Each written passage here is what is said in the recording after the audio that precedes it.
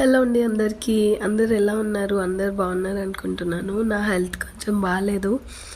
అలాగే నేను చెప్పాను కదా మేము కొత్త ఇంట్లో తీసుకున్నామని చెప్పేసి, ఆ షిఫ్టింగ్ పనిలో ఉండి నేను వీడియోస్ పెట్టలేకపోతున్నాను. నన్ను క్షమించండి. తప్పకుండా నన్ను ఫాలో అవుతారని నమ్ముతున్నాను. నన్ను ఫాలో అయ్యి నన్ను ప్లీజ్ సపోర్ట్ చేయండి. నా ఛానల్ని సబ్స్క్రైబ్ చేసుకోండి.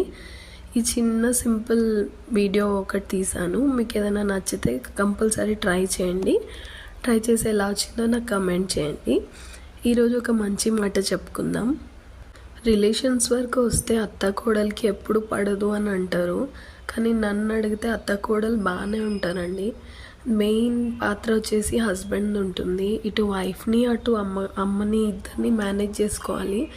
ఒకరికే ఎక్కువ ఇంపార్టెన్స్ ఇచ్చినప్పుడు ఇంకొకరు కంపల్సరీ హర్ట్ అవుతారు. దానివల్ల వాళ్ళు ఎక్కువ సఫర్ అయిపోతారు. ఎందుకంటే అటు వాళ్ళకి చెప్పలేక వీళ్ళకి చెప్పలేక మధ్యలో వీళ్ళు నలిగిపోతుంటారు. ఒకటే అమ్మ అర్థం చేసుకోవాలి, కొడుకుకి పెళ్ళయిందని చెప్పి పెళ్ళైంది కాబట్టి అరే అమ్మని పట్టించుకోకూడదు అనే విషయంగా వైఫ్ కూడా ఉండకూడదు. అమ్మని కూడా పట్టించుకోవాలి.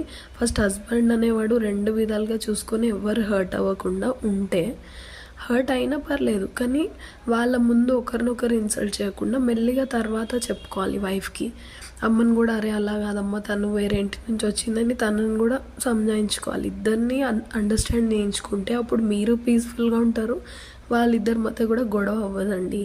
మీ ఇద్దరి మధ్య జరిగేది ఎప్పుడైతే మీరు మీ అమ్మతో కానీ వేరే వాళ్ళతో షేర్ చేస్తారో అప్పుడు మీ వైఫ్కి అనేది వాల్యూ ఉండదు. ఆ వాల్యూ వాళ్ళు ఇవ్వకపోవడం వల్ల ఆ చిరాకు అనేది అవన్నీ తను మీ మీద చూపిస్తుంది. అందుకే మగవాళ్ళు ఒక్కటే అర్థం చేసుకోవాలండి.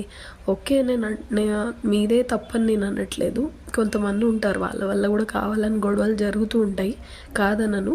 కానీ మోస్ట్ ఆఫ్ ది ఒక జెన్యూన్గా ఉండే ఒక అమ్మాయి ఎవరైతే మిమ్మల్ని కావాలని వచ్చిన అమ్మాయి అయితే మీ ఫ్యామిలీతో గొడవ పెట్టుకొని మిమ్మల్ని వాళ్ళ నుంచి దూరం చేయాలని అయితే 100% అనుకోదండి.